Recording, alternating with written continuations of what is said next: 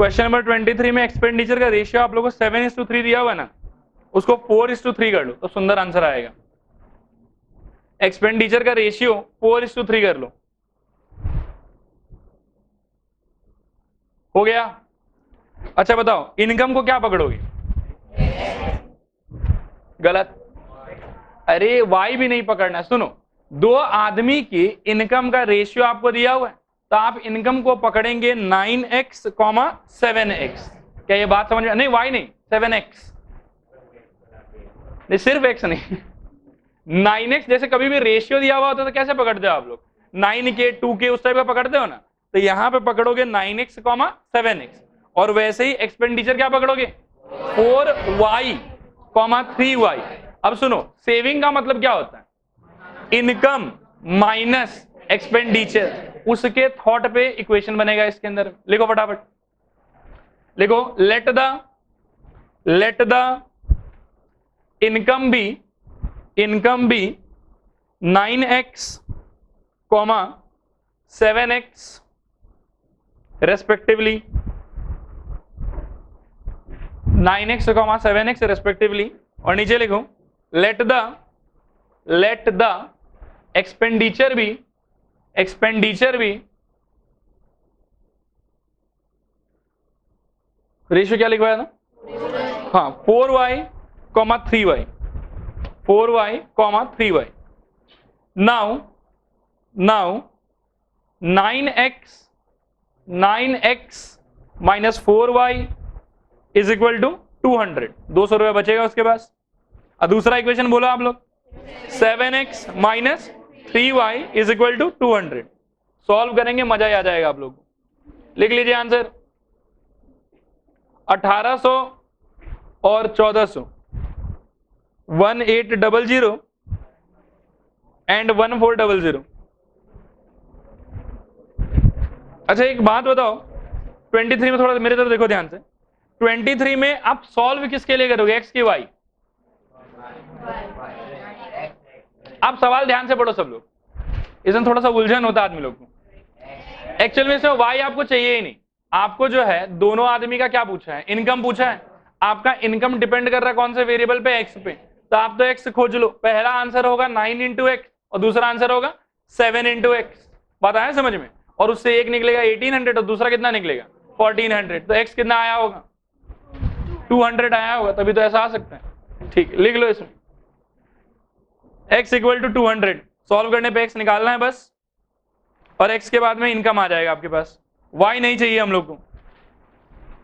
Next question पे आ जाओ, 24। बात आया समझ? जैसे 19 का थॉट था वैसे ही 24 का भी थॉट रहेगा। इसमें लिखो, मैं लिखाता भी और साथ साथ में समझा भी दूंगा। लिखो, let the length be x, let the length be x and the breadth be y।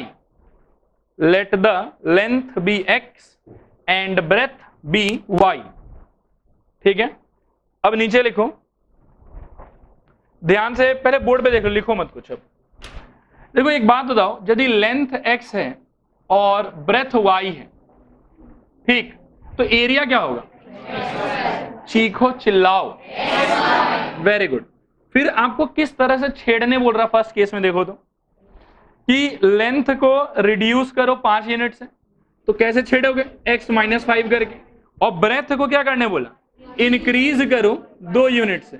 बात आ रहा समझ? y plus 2। और क्या बोला, क्या हो जाएगा ऐसा करने से? The area of the rectangle is reduced by 80 square units. बात ध्यानपूर्वक सुनो, पहले ये था, आप ये किए, ऐसा करने पे जो एरिया है वो 80 यूनिट से रिड्यूस हो जाएगा। मतलब लेफ्ट हैंड साइड में हमको करना पड़ेगा xy माइनस 80। समझ में आया आप लोग को? थोड़ा आया कि पूरा आया? सेकेंड वाला इक्वेशन बता सकते हैं? बोलिए तो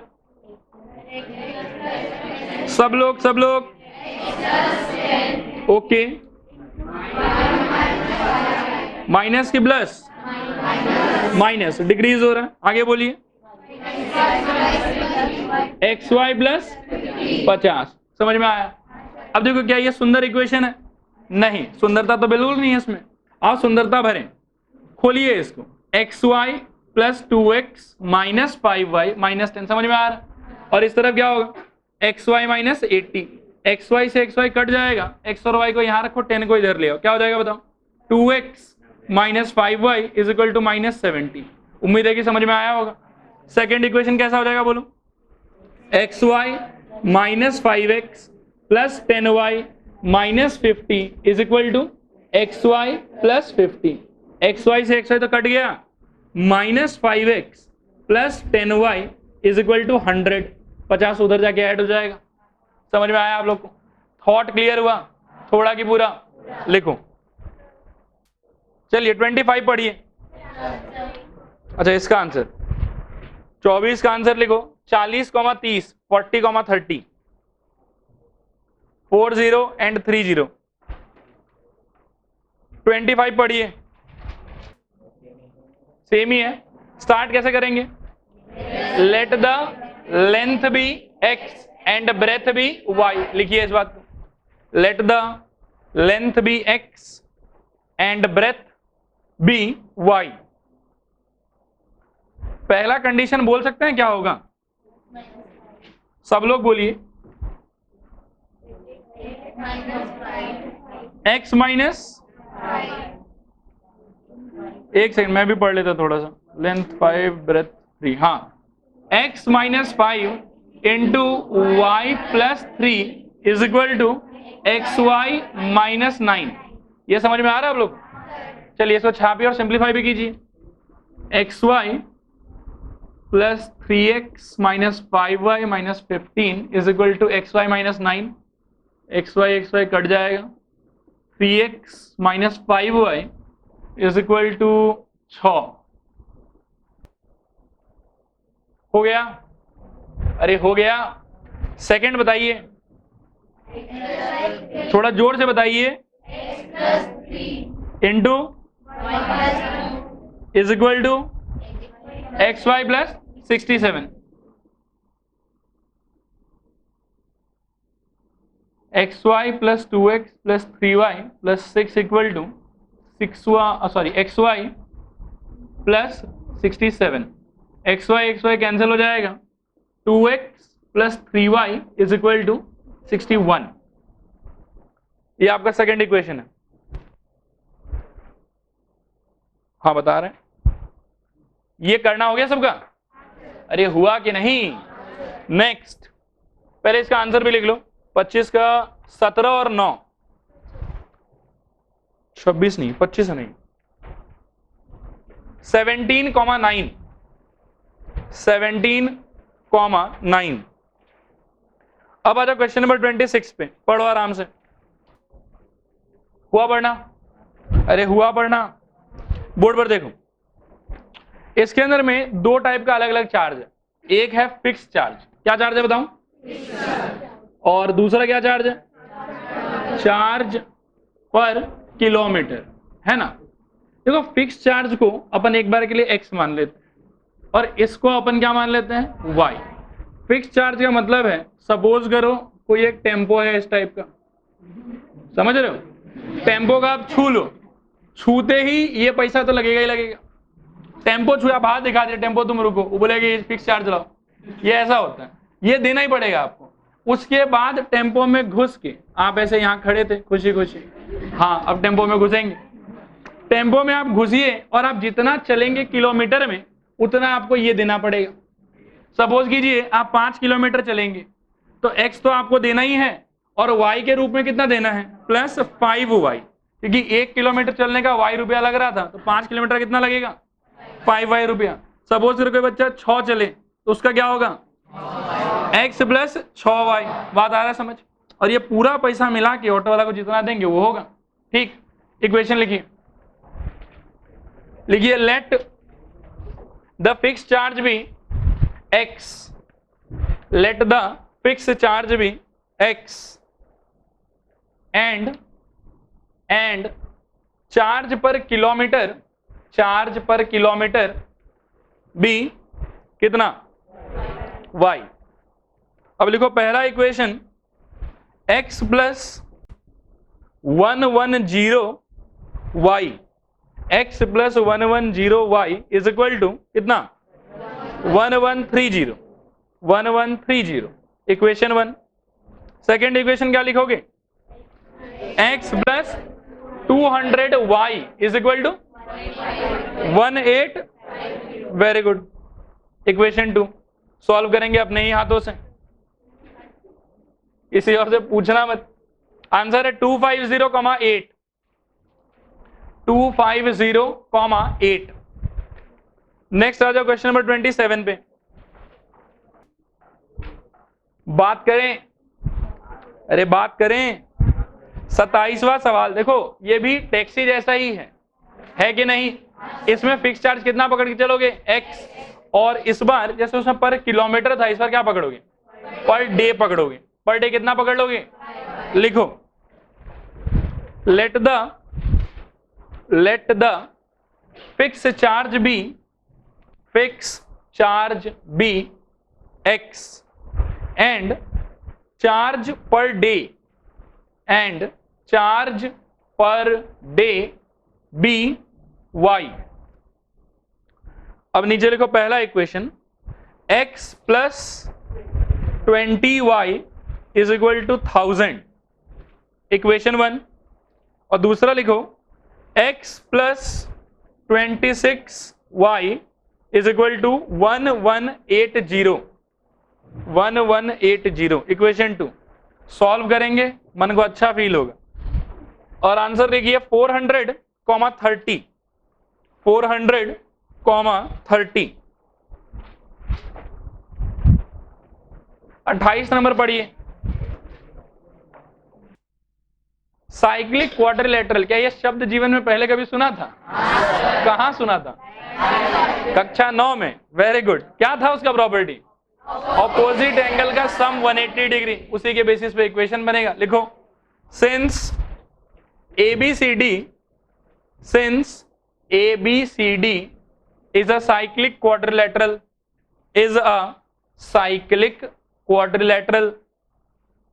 therefore पहला बात लिखें angle A plus angle C equal to 180 degree. या 180 डिग्री मत लिखो, 180 लिखो बस। अब ऐसा लिखो A का वैल्यू क्या दिया हुआ है x प्लस वाई प्लस 10, और C का वैल्यू क्या दिया हुआ है x plus y minus 30 is equal to 180। So 2x plus 2y minus 20 is equal to 180। 2x plus 2y is equal to 200, x plus Y is equal to 100। ये आपका पहला equation होगा। और सेकेंड इक्वेशन के लिए लिखो angle B plus angle D equal to 180 degree. Angle B plus angle D is equal to 180 degree. B का value बैठाओ y प्लस 20, और D का वैल्यू बैठाओ x plus Y is equal to 180। So x plus 2y is equal to 160। Equation number 2 solve कर लेना खुद से। Answer लिख लो 40,60 40,60। ठीक है? अरे ठीक है। नेक्स्ट 30 नंबर नाम में गड़बड़ी हो गया है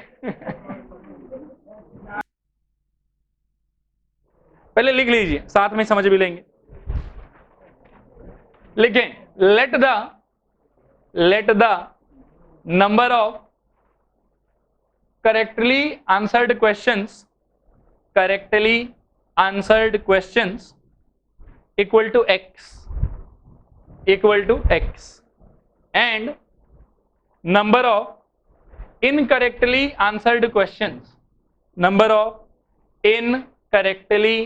answered questions is equal to y।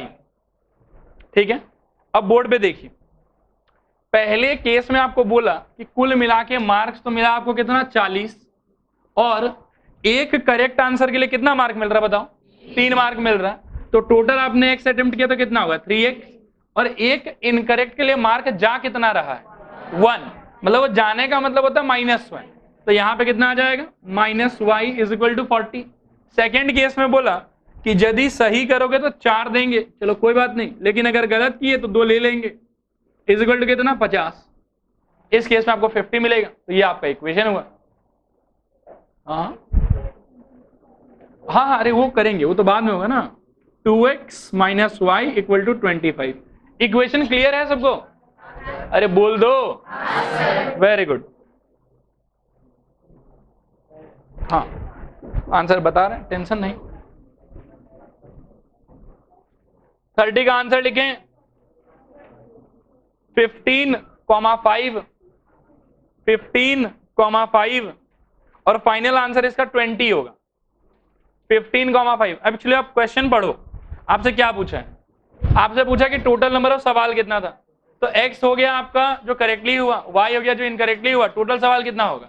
x plus Y 20 हो जाएगा।